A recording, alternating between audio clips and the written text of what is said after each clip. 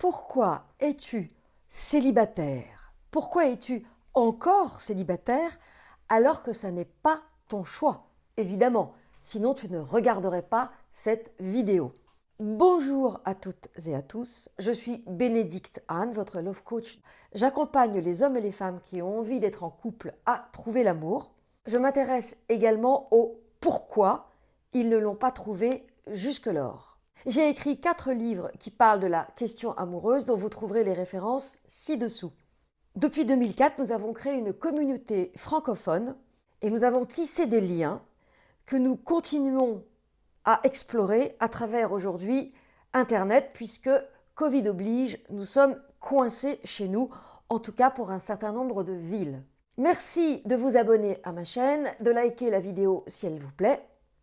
N'oublie pas de télécharger ton cadeau, attirer une âme sœur et la garder auprès de soi, car ce cadeau va te donner des clés qui te permettront de creuser ce que je t'ai dit dans cette vidéo. Restez donc bien jusqu'au bout, il va y avoir des pépites tout au long de cette vidéo. Si tu galères dans tes relations amoureuses parce que tu rencontres des personnes toxiques, je t'invite à regarder ma vidéo sur le sujet.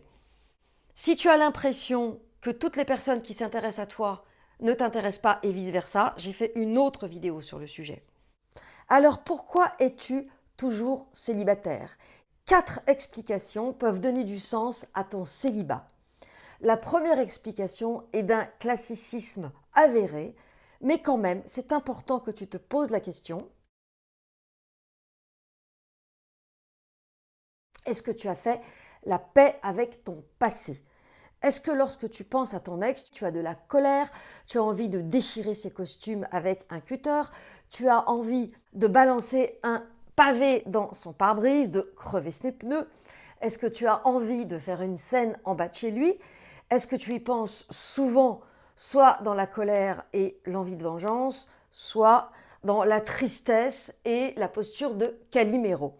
Donc si tu penses à ton ex encore, que ce soit par excès, envie de le tuer ou par défaut, dans la dépression, c'est que tu n'as toujours pas fait le deuil de ton passé. Or, si tu n'as pas fait le deuil de ton passé, qu'est-ce qui va t'arriver? Tu vas rencontrer en miroir des personnes qui n'ont pas plus fait le deuil de leur passé que toi.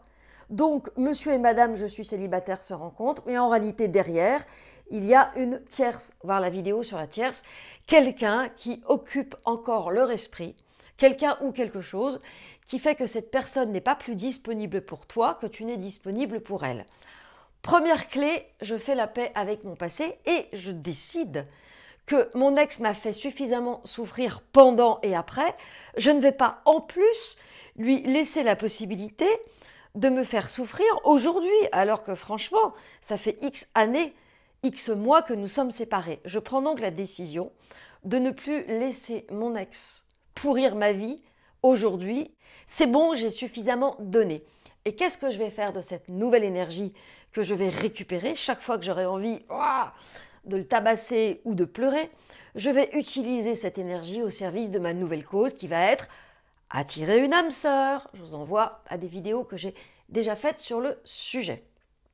Et vous verrez que dans 6 mois, vous ne penserez plus à votre ex, mais vous aurez trouvé quelqu'un. Ça, c'est la bonne nouvelle.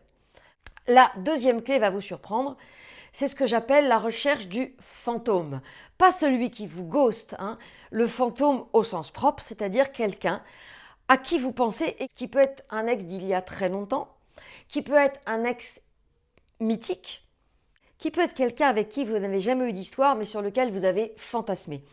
Un fantôme, c'est quelqu'un qui vous permet de penser à tout sauf à vous rendre disponible pour rencontrer une bonne personne. Si tu es célibataire, c'est peut-être aussi parce que tu ne connais pas bien les nouvelles règles du jeu, tu n'as pas encore compris qu'on vivait dans une jungle et que le Covid complique beaucoup les choses pour les garçons. Donc si tu es une fille, tu risques de devenir une proie. Et si tu es un garçon très organisé, tu n'es pas devant cette vidéo. Et si tu es un garçon un peu geek ou un peu timide, évidemment, c'était déjà compliqué avant, mais là, ça ne s'arrange pas. Si tu es plein de croyances, comme quoi les hommes sont ceci, les femmes sont cela, il n'y a pas de place pour toi, etc.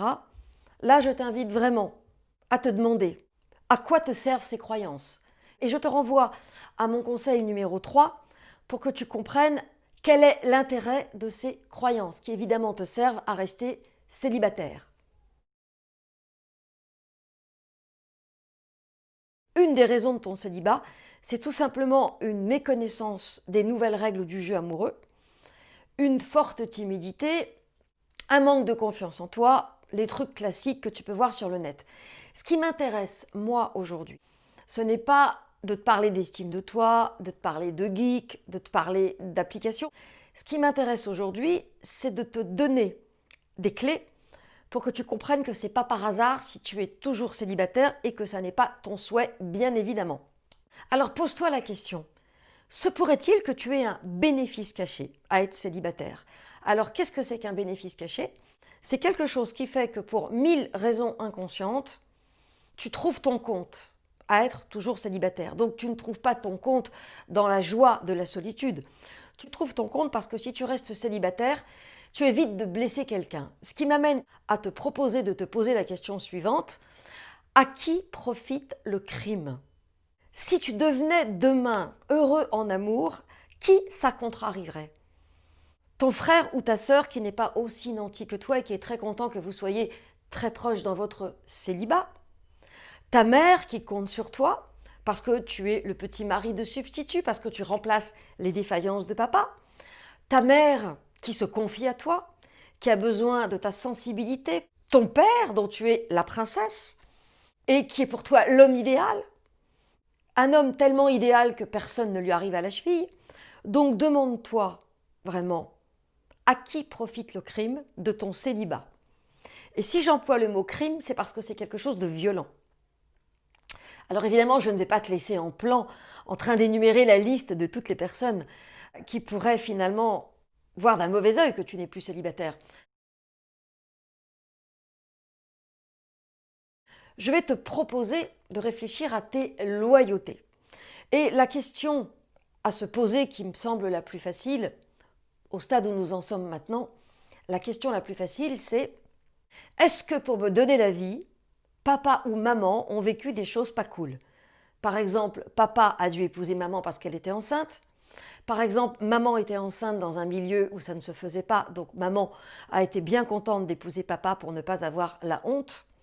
Est-ce que papa ou maman a découvert que finalement, derrière ce mariage si joli, il y avait des zones d'ombre du type addiction, alcoolisme, maladie mentale, aspect caractériel, crise, violence, infidélité, etc.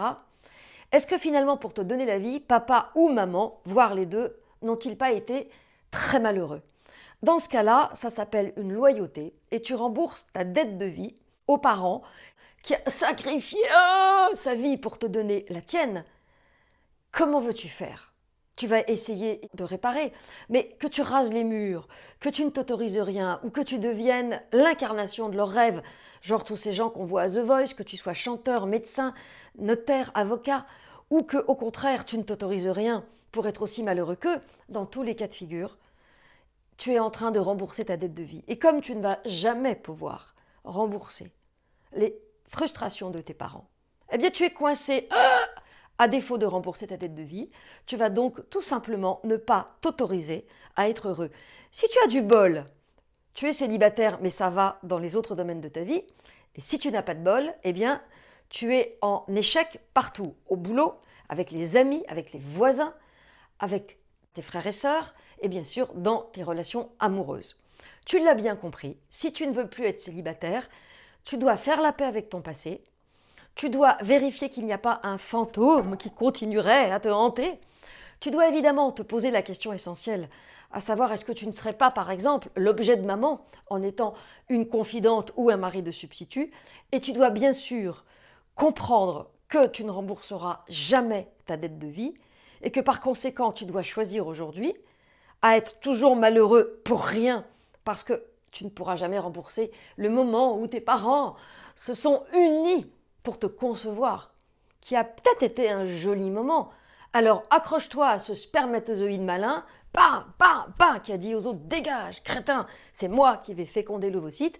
Accroche-toi à ce spermatozoïde warrior et survivant et dis-toi bien que tu as en toi l'énergie et les gènes pour pouvoir enfin prendre ta place. Évidemment, pour aller plus loin, je t'invite à suivre ma formation, tu trouveras le lien ci-dessous. Trouver l'amour en 5 étapes. Si tu as aimé cette vidéo, n'oublie pas de la liker, de la partager si tu as des amis qui sont concernés. Fais-moi des commentaires car je te répondrai soit en direct, soit en vidéo. N'oublie pas de t'abonner à ma chaîne et d'appuyer sur la cloche pour obtenir les notifications. Et à bientôt pour une prochaine vidéo.